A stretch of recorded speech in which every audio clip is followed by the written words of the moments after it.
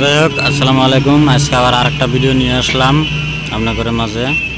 তো দেখেন, আজকের ভিডিওটা ওই গাছ কাটা জঙ্গল সাফা করা। আজকে যেমন ST-LD লাইনের জঙ্গল সাফা করে আসছি। আজকে বিলেসিপাড়া গৌরাং পিটার বলে কয় শিল্পী খাতা। তো দেখতে পাচ্ছেন মানে এই রোদ্রের ভিতরে জঙ্গল সাফা করতে আসছি। লাইনে মানে ডিস্টার্ব দেয়, হাওয়া পানি আসলে মানে অল্প হাওয়া বাতাস হলে ডিস্টার্ব হয়, গাছগুলা লাগে। তো আশা করি আপনারা বরাবর ভিডিওটা দেখে থাকেন, যদি ভালো লাগে।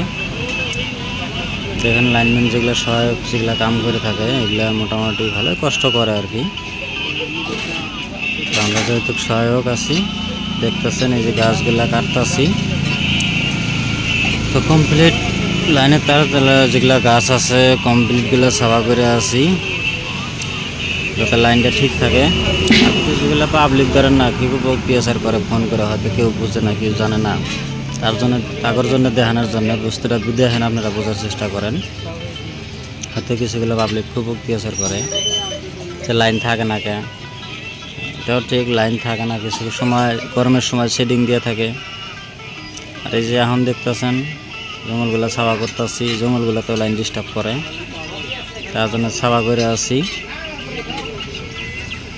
যে জঙ্গলগুলো সাফা করলে যাতে লাইনটা ভালো থাকে, হাওয়াটা আসলে পানি টানি পড়লে যাতে তারটা দেখা যায় না লাগে।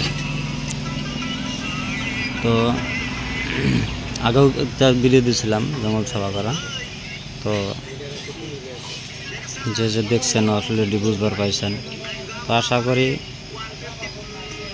যে সাবস্ক্রাইব করেন নাই ভিডিওটা সাবস্ক্রাইব করে দিয়েন, আর সবাইকে দেখার জন্য অবশ্যই করে দিয়েন, যাতে যেন সবাই দেখে, সবাই যাতে বুঝবার পারে যে লাইনটা হয়তো কিছু সময় কী জন্য থাকে না বা কী জন্য লাইনটা ডিস্টার্ব। এই যে কিছুগুলো দাও দেওয়া কাটা হইতে আছে, দাও দেওয়া কাটা সাফা করা হইতে আছে বা হাংটা দিয়া। আর এদিকে পাবলিকে খুব অত্যাচার করে যে লাইন পিয়েছে, লাইন পিয়েছে। তো আশা করি আজকের ভিডিওটা এই পর্যন্তই। আপনারা সবাই নেক্সটে পরবর্তী ভালো ভিডিও দেখানোর জন্য চেষ্টা করুন। আজকের বারে